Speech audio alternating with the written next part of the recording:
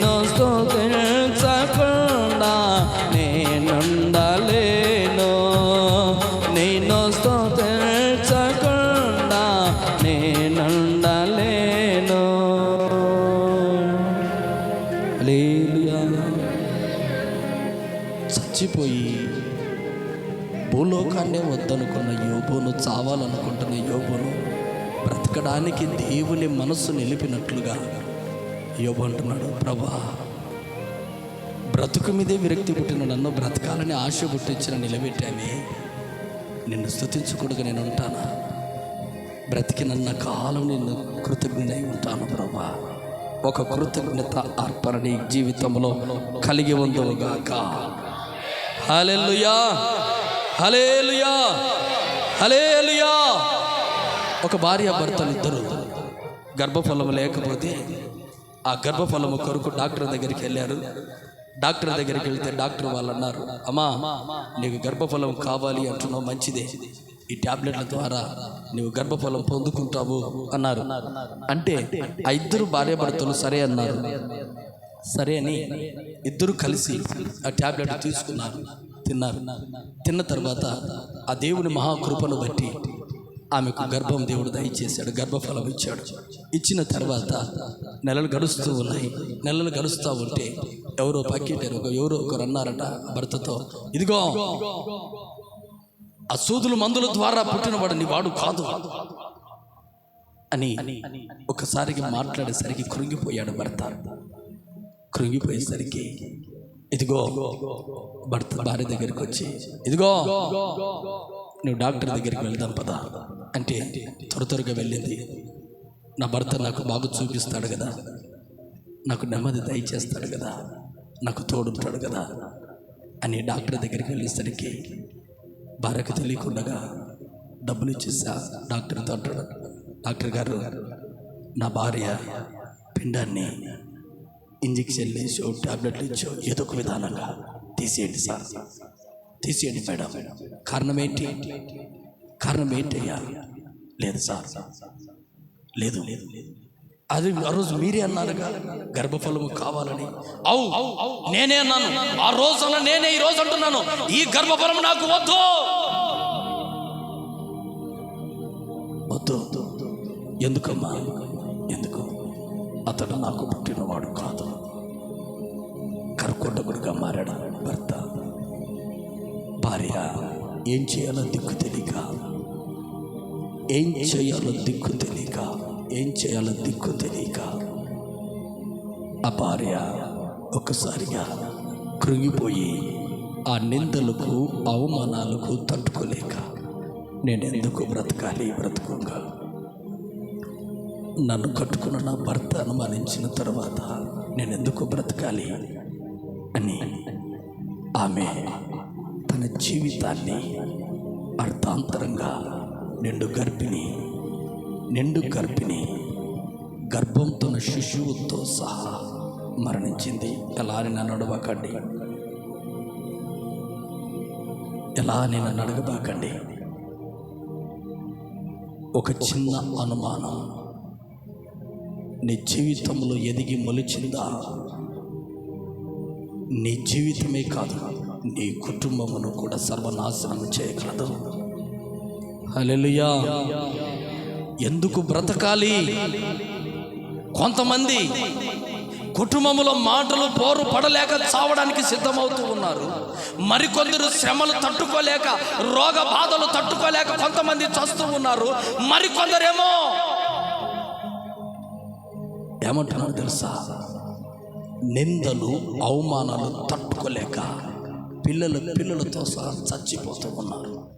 ఈరోజున దేవుని ప్రియ బిడ్డలారా, గర్భఫలము యెహోవా ఇచ్చు బహుమానాన్ని ప్రభు మనకందరికీ దేవుడు మహాకృపను బట్టి అట్టి బలహీనతలు ఎవక్కర్లో దేవుడు ఆలోచనలు తీసివేయునుగాక. హల్లెలూయా. ఆది కాండము 25వ అధ్యాయం 22వ వచనం. ఆది కాండము 22వ అధ్యాయం 25వ వచనం, 25వ అధ్యాయం 22వ వచనం. ఆది కాండం 25:22. గర్భములో శిశువులు ఒకరు పెనుగులాటల వలన ఇలాగైతే నేను బ్రతుకుట ఎందుకని అనుకొని హల్లెలూయా. ఈ విషయం దేవుని దగ్గర ప్రార్థన చేసింది. ప్రభు అయిన దేవుని బిడ్డలారా, ఏదైనా దేవుని గర్భఫలము దేవుడిస్తే దేవునితో పెనుగులాడు. దేవుడిచ్చే గర్భఫలాన్ని దేవునితో పెనుగులాడు. ప్రభా, నా గర్భంలో 2 శిశువులు ఉన్నారు, 2 పెనుగులాడుతున్నారు, గొడవ పడుతున్నారు కడుపులోనే. యాకోబు ఏశావు ఆమె బాధను తట్టుకోలేక నేను ఎందుకు బ్రతకాలనుకుంటుంది. ఈ రోజున నేను బ్రతుకుట కంటే సావడం మేలు. కారణం ఏంటో తెలుసా? కొంతమంది కుటుంబాల్లో జరుగుతున్న అనుమానాలు, నిందలు, ప్రతి విషయాలు బట్టి బ్రతకడం కంటే ఎందుకు నేను చావాలనుకుంటున్నాను. కానీ ప్రభు అంటున్నాడు, ఎన్ని శ్రమలు కలిగినా నీ కుటుంబంలో నిందలు, అవమానాలు తొలగిపోవడానికి మేఘ ఛాయ వలన నా రెక్కల క్రిందికి రా. చప్పలు కొడదాం. హల్లెలూయా, హల్లెలూయా. ఈ ఆపదలన్నీ తొలగిపో వరకు నా రెక్కల క్రిందికి నీవు నిలిచి ఉండాలి. ఎన్నో ఆపదలు, ఎన్నో నిందలు, ఎన్నో అవమానాలు ఒకవేళ నీ జీవితంలో పొందుకుంటున్నావేమో, ఆ ఆపదలన్నీ తొలగిపోవునంత వరకు దేవుని రెక్కల క్రింద నీవు నిలబడి ఉందువుగాక. హల్లెలూయా, హల్లెలూయా.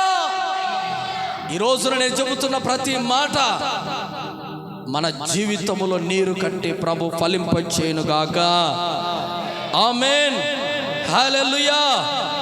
ప్రసంగి గ్రంథం 2వ అధ్యాయం 17వ వచనములో, ఇదిగో సొలొమోను జ్ఞానకర్త ఒక మాట మాట్లాడుతున్నాడు. తన బ్రతుకు మీద అసహ్యం కలిగింది. ఎంతో మంది గొప్పవారి ఎదుట, ఎంతో మంది గొప్పవారు, ఎంతో మంది మేలైన వారు తన బ్రతుకుల మీద అసహ్యం పుట్టింది. అన్ని ఉన్నా కూడా, అన్ని ఆర్భాటాలు, అన్ని ఆశీర్వాదాలు ఉన్నా కూడా ఎంతో మంది జీవితాలు అసహ్యం కలిగాయి. ఒక రోజున మన ఆశీర్వాదం, మనకు ఒక రోజున ఆకలి ఉంటుంది, ఒక రోజు ఆకలి దప్పిక ఉంటుంది. అయితే వాటన్నిటిని కూడా విడుదల చెందాలి అని కోరుకుంటున్నావా? ప్రభు అంటున్నాడు, అంతమంది గొప్ప గొప్ప వాళ్ళకి బ్రతకడం కన్నా చావడం మేలు అనుకుంటున్నావే, వారందరూ నేను కాపాడాను, నిన్ను నేను కాపాడలేనా? హల్లెలూయా. ఎంతో మంది గొప్ప గొప్ప వారిని నేను కాపాడే, నిందలు, అవమానాల్లో, బలహీనతలో, రోగములో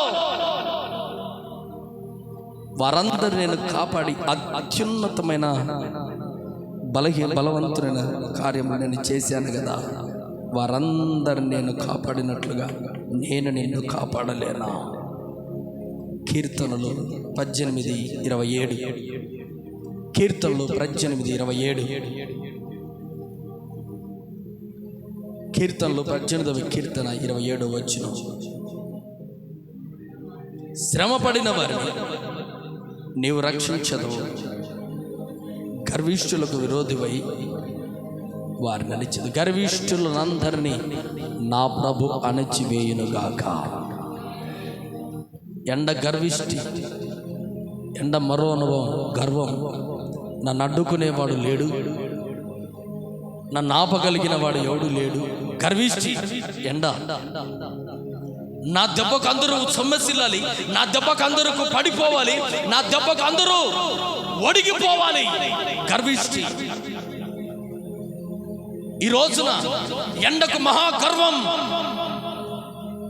నన్ను అడ్డుకునేవాడు లేడు భూప్రపంచంలో. ఎండకు గర్వం. ఆ గర్వాన్ని సైతం నా ప్రభు అణచడానికి మేఘాలు అడ్డు ఉంచుతాడు. చప్పలు కొడదామా? హల్లెలూయా. ఈ రోజున నీ జీవితంలో, నీ కుటుంబంలో నీ శత్రువులు కానీ, నీకంటే బలవంతులు కానీ నీ మీద జయకీర్తనలు పాడుతూ ఉన్నారా? నీ మీద జయమెత్తి గర్విస్తూ ఉన్నారా? వారి గర్వమును అణచడానికి, వారి గర్వములని నా ప్రభు నీ ఎదుటే వారి గర్వమును అణచివేయునుగాక. వారి గర్వమును నా దేవుడు అణచివేయునుగాక. ఈ రోజున 44వ కీర్తన 5వ వచనం.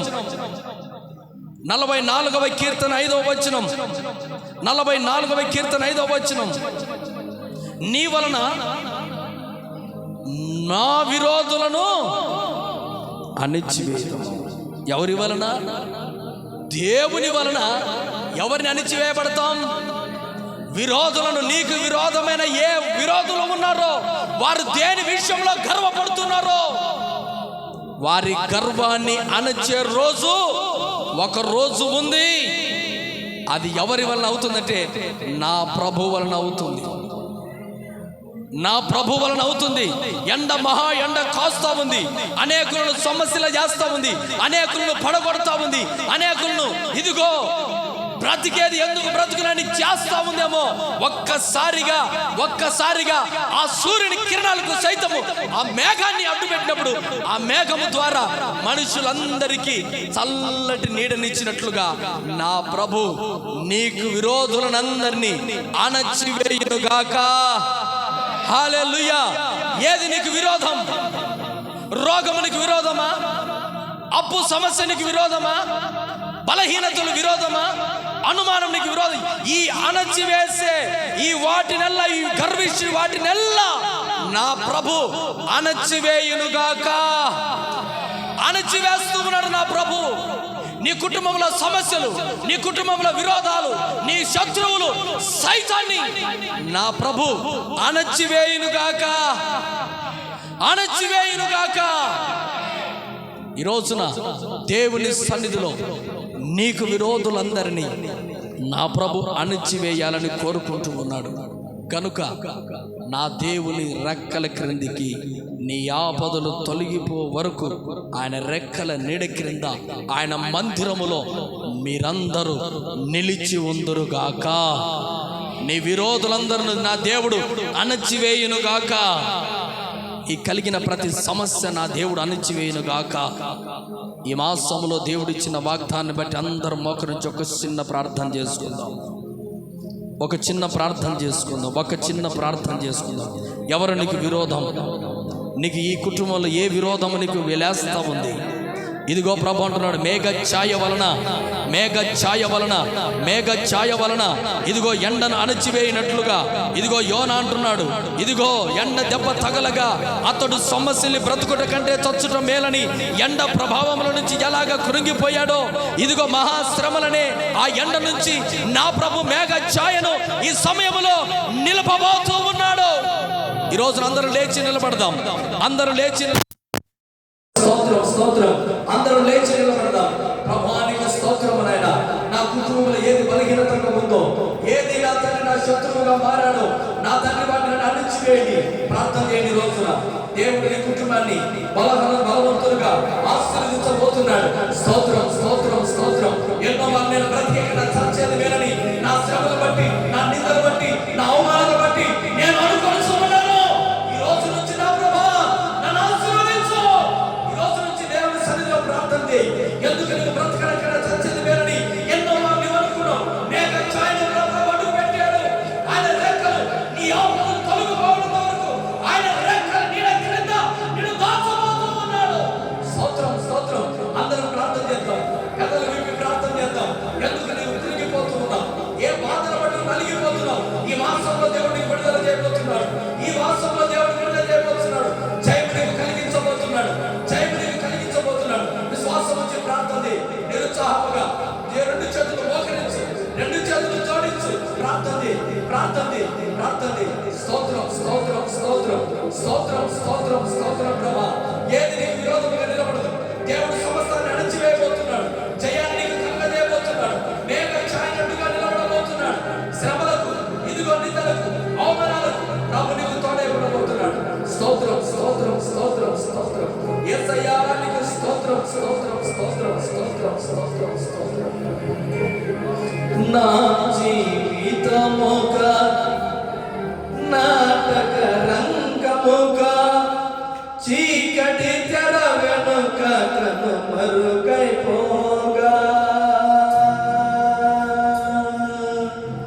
నా జీవితముగా నాటక రంగముగా చీకటి తెర వెనుక కనుమరుగైపోగా,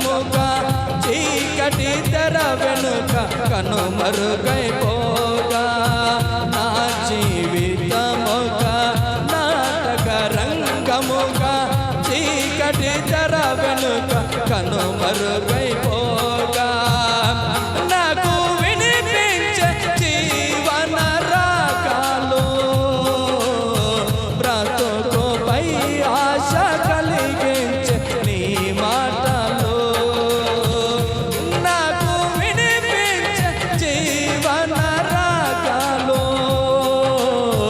బ్రతుకుపై ఆశ కలిగించే నీ మాటలు. ఈ రోజున యేసుక్రీస్తు ప్రభు నడిచే మార్గంలో నడుస్తూ ఉన్నావు.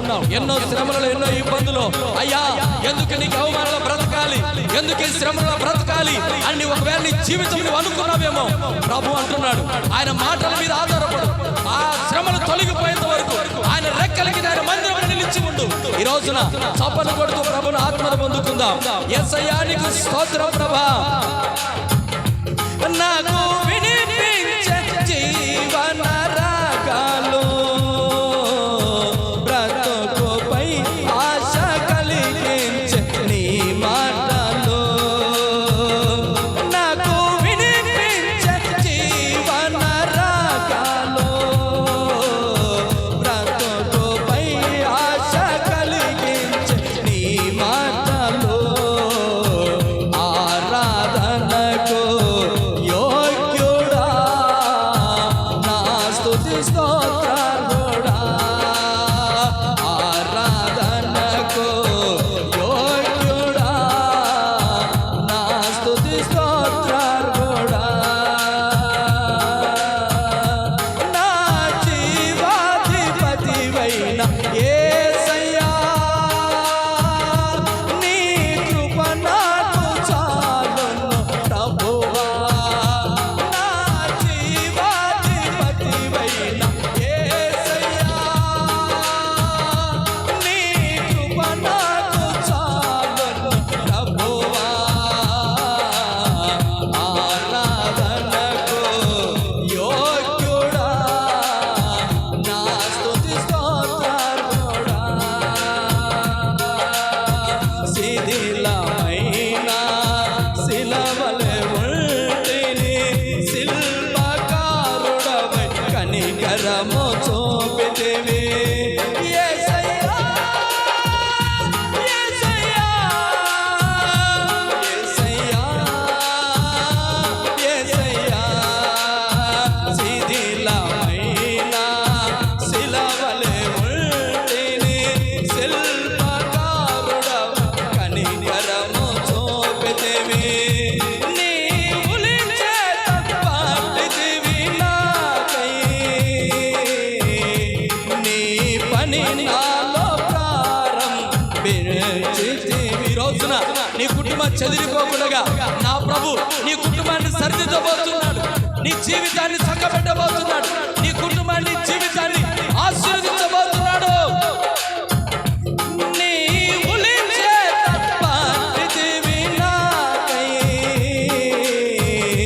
నీ పని నాలో ప్రారంభించితివి. శిథిలమైన శిలవలె ఉంటిని శిల్పకారుడవై కనికరము చూపితివి. నీ ఉలిచేత పాటితివి నాకై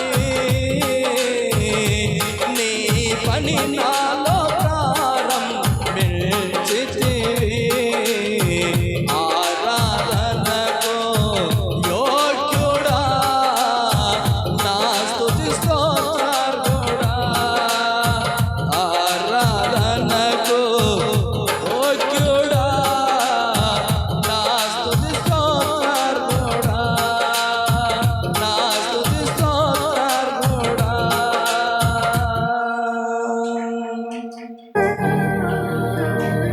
నా స్తుతి స్తోత్రాలుడా. శిథిలమైన మా బ్రతుకులను, శిథిలమైన మా కుటుంబాలను ఇదిగో నా తండ్రి నీ మాటల చేత జీవన రాగాలుగా చేసి బ్రతుకుపైన ఆశ కలిగించిన దేవా, ఎందుకయ్యా మా పైన ప్రేమ, ఎందుకైనా మా ప్రేమ ఎంత ప్రభావం తండ్రి. మనుషుల పైన ఎంత ప్రభావం చేయి. నీ మనసును నా మీద నిలిపి, నా కుటుంబం మీద నిలిపి, నా కుటుంబం చల్లాచెదరు కాకుండా మా జీవితాలను, మా కుటుంబాలను కాపాడిన యేసయ్యా నీకు స్తోత్రం తండ్రి. శిథిలమైన మా కుటుంబాలందరినీ కాపాడడానికి నీ ఉలి చేత, నీ వాక్యము చేత మమ్మల్ని సరిదిద్దుతున్న దేవా నీకు స్తోత్రాలు. ఈ సమయంలో నీ ఉలి చేత పట్టుకొని మా మధ్యలోనికి మేఘాలు రాబోతున్న దేవా, మేఘాల మీద ఆశ్రయమైన దేవా, ఇదిగో నీడనిచ్చు మేఘముగా, ఆశ్రయమిచ్చు మేఘముగా ఈ రోజు మా మధ్యలో ప్రత్యక్షమై చెదిరిపోయిన మా కుటుంబాలను, చెదిరిపోయిన మా జీవితాలను, చెదిరిపోయిన మా ఆలోచనలను, శ్రమలకు తట్టుకోలేక మా ఆలోచనలు తారుమారుతున్న సమయంలో నిలవబెట్టిన నా తండ్రి, నీ మనసును నా మీద నిలిపావు, నీ రెక్కల మీద నన్ను దాచావు. నీకే కృతజ్ఞతాస్తుతులు చెల్లిస్తూ విన్న వాక్యమును బట్టి బిడ్డల జీవితంలో మేలు దయచేయమని యేసుక్రీస్తు నామమున నడుచున్నాము తండ్రి.